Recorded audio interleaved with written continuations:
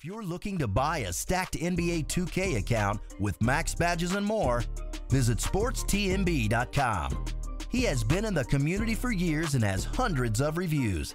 Click the first link in the description to get your account today.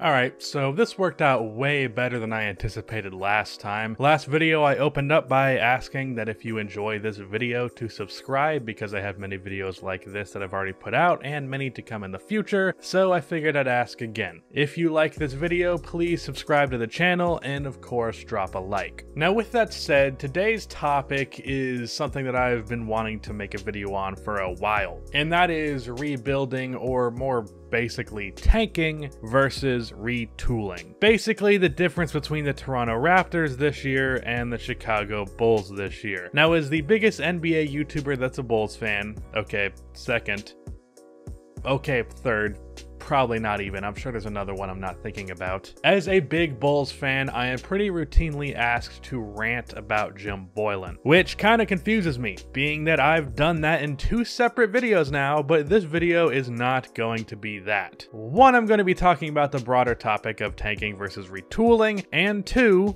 for the section of the video that I'm going to be talking about the Chicago Bulls, I'm going to be talking about the root of the problem that has led to Jim Boylen, because Boylen is just a symptom of a larger issue. With that said, here are the reasons why retooling is way better than tanking.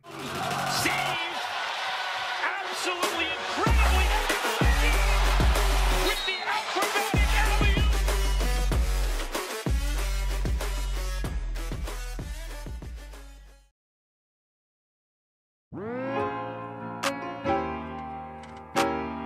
Alright, so I'm going to be basing the points in this video off of 2 different teams, as I mentioned earlier, the 2020 Toronto Raptors and the 2020 Chicago Bulls. Relatively speaking, both of these teams had similar enough expectations going into this season. With Kawhi Leonard gone, even with the expectation of Pascal Siakam taking another step, the Raptors were expected to be a lower-seeded playoff team in the Eastern Conference. And the Bulls were viewed as up and coming, not by just me, even though some of the comments are going to say that I'm literally the only human being who had any expectations for the Bulls. That's just not true. This roster, with added veteran talents like Thaddeus Young and Thomas Satoransky, as well as some promising rookies in Kobe White and pretty much immediately declared to be a steal Daniel Gafford, was expected to at least compete for the 8th seed in the Eastern Conference as the next step in this team's development. That obviously didn't happen.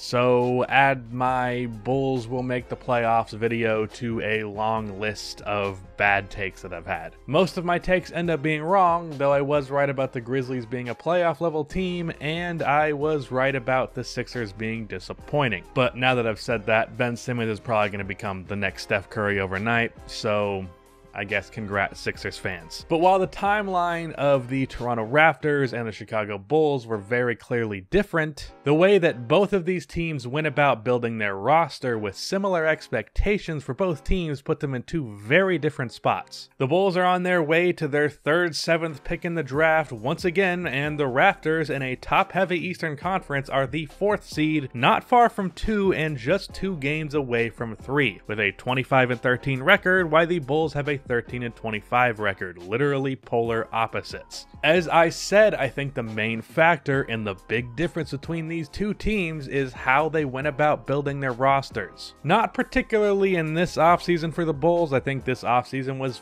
perfectly fine. They added some vets and some decent rookies. Kobe White's not that decent, but don't let Bulls fans hear that. I'm talking about how the Bulls went about building their roster post Jimmy Butler trade, and how the Raptors went about building their roster post Kawhi going to the Clippers. Now, these are definitely different circumstances, but the main factor here was the 2 different mindsets for these teams. The Raptors retooled while the Bulls rebuilt, or rather tanked. See, of course a rebuild was in order after trading Jimmy Butler. This video is not going to be me disagreeing with that trade with hindsight. I find the notion that the Bulls shouldn't have made that trade in hindsight quite ridiculous. While things certainly have not gone well this season, you won't see me disagreeing there. The return that the Bulls got for the level of player that Jimmy Butler was pretty damn great. The 11th to 14th best player in the league depending on the time for a guy who will likely be a first-time All-Star, an all-defensive team level performer this season, and a guy who averaged 18 and 9 in his second year is a fucking good return. That is still a good return, trash season this year or no. Where the problem lies was the tanking, or rather at least the blatant tanking. Now, of course, there are teams that are just bad. Shout out to the New York Knicks. But there's a difference between being just a bad team and being an intentionally bad team. When a team is faking injuries, or at the very least what the Bulls did last year, which was vastly overextending their recovery time for the sake of losing games, as well as trading players who were helping you win games like the Bulls did with Nikola Mirotic, even though I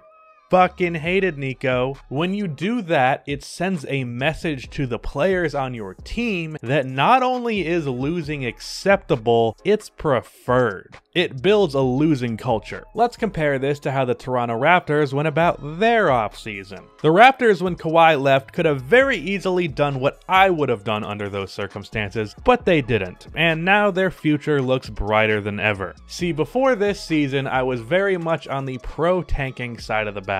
I hated the anti-tanking people to my core, but I've come to the dark side, or the light side, I guess, depending on who you ask. With the Raptors, I was of the opinion that they should trade pretty much everyone of value outside of Siakam, Van Vliet, and OG Anunoby. Basically trade Lowry, Gasol, and Ibaka, but they obviously did not do that, and the Raptors are where they are now. Of course, I wouldn't put it out of the realm of possibility that the Raptors win and make the playoffs even without those three, but it was far more likely under those circumstances that they would be a lottery team. And I did not think that because I did not believe they could be a solid team with the talent that they have at the moment, because as I said earlier, I expected them to be a playoff team. But my mindset with the Raptors was they would be better off a few years from now if they just tanked this season, got a high lottery pick, and got another star player to pair with OG Anunoby. I just said OG Anunoby. I meant Pascal Siakam. Now, I'm sure many of you would scoff at that notion, but I assure you that many people looked at that team like that, not just me. It's why Sam Hinkie is worshipped like a legend despite the entirety of his talent being exploiting an already well-known concept while just making the slight adjustment of being blatant about it. A video on Hinkie being overrated may or may not be something I do down the line.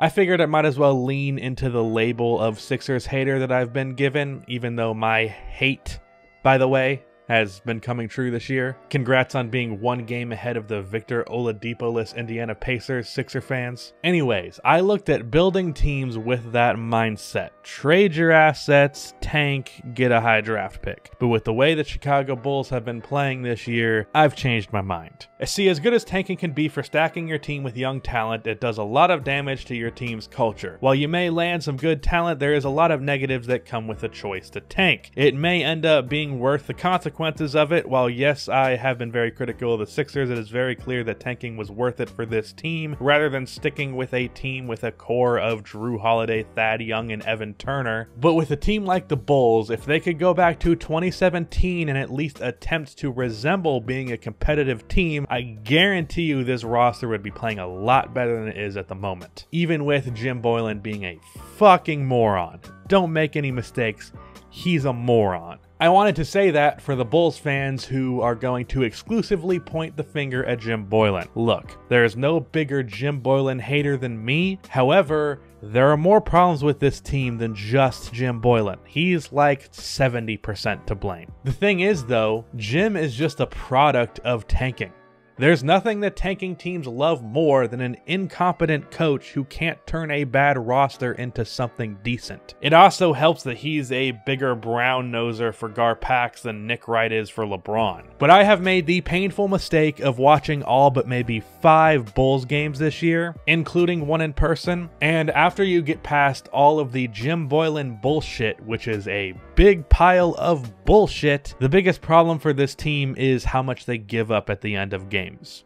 Here are some stats. The Bulls are 23rd in first half scoring, 25th in second half scoring, but what is far more damning, the Bulls are 3rd in points allowed in the first half, one of the best defenses in the league, while being 19th in the second half. That is a 16-spot drop in the second half. Do you understand how pathetic that is? The Bulls are literally giving up on defense at the end of games, and you know why that is? It is the symptom of tanking from the players that were on this roster for the past few years who were prone to not care that much about winning. This is a team built up of players who played on a team where losing was preferable. Now, of course, the players aren't now and never were trying to lose games. I do not want to imply that. However, being a bad team and knowing that the franchise figureheads are pulling strings to make you an even worse team behind the scenes, it makes it a lot easier for you to give up, and that is precisely what the Bulls have been doing this year. You can't just flip a switch to get that mentality out of your head. This team is an example of old habits not fucking dying at all pretty damn hard. Contrast this with the Raptors, who stuck with their guns and tried to remain competitive, and you see where the flaws in tanking lies. Tanking breeds a losing culture, and that is not something that is easy to overcome. I'm not saying you don't trade stars when a team hits its ceiling, like the OKC Thunder or the Memphis Grizzlies, but do what the OKC Thunder and the Memphis Grizzlies did, and don't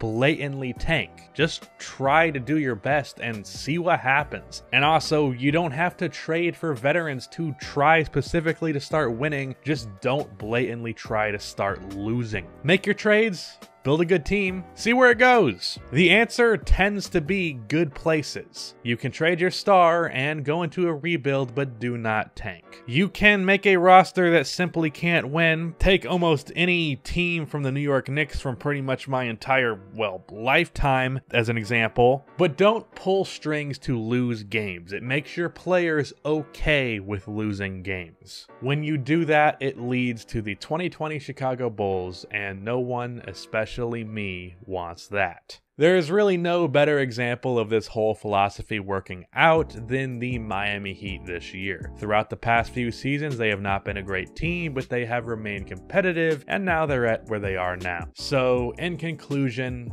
tanking bad. That's the end of this video. Please be sure to like and subscribe for more NBA content like this, and cue the outro music.